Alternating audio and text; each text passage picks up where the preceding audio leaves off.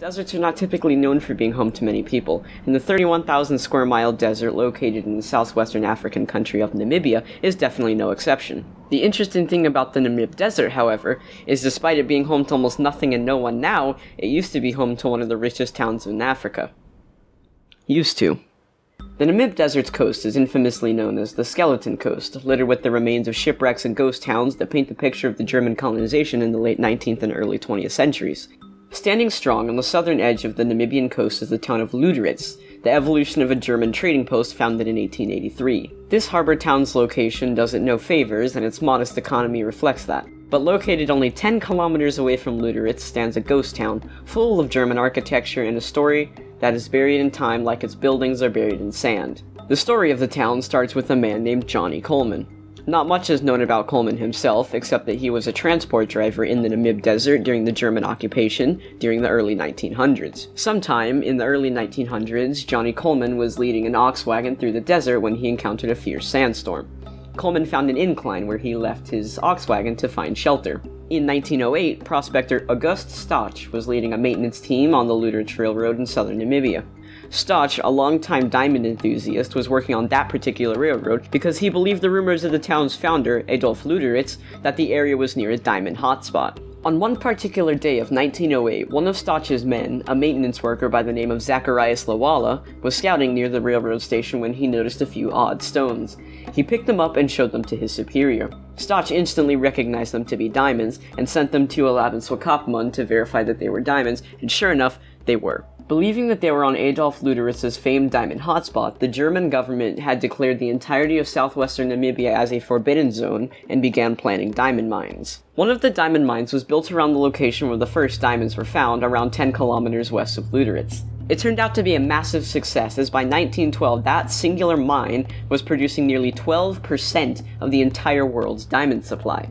The large amount of wealth gathered in such a short amount of time led architects to develop a town near the mine, and nearby the town was an incline where a transport driver had once left an ox wagon during a sandstorm. How the developers knew the area had once been associated with Johnny Coleman, it isn't exactly clear, but the town was named Kolmanskop after him. The name of the town is commonly mistranslated to mean Coleman's Head, but it actually means Coleman's Hill.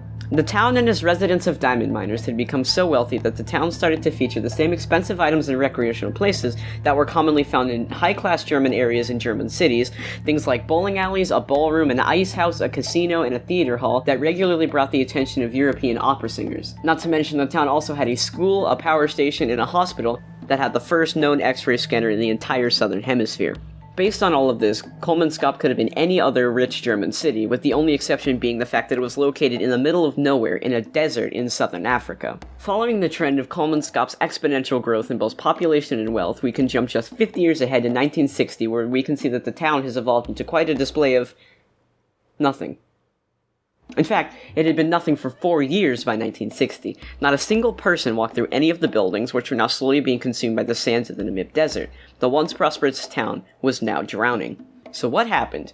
The downfall of Kolmanskop can be traced back to 1928, when more diamonds were discovered near the Orange River. The impact of World War I meant that Germany was no longer as focused on diamonds as mineral imports, so the town was already declining, and a lot of the townsfolk of Kolmanskop had been waiting for a better opportunity to take them out of the town. Fortunately for them, this new diamond mine happened to be one of the single largest diamond mines in all of Africa. A somewhat large portion of the miners living in Kolmanskop went over to work on the new mine, and when the mining town Arlanden was established near the mine in 1935, more people left Kolmanskop for the new mine.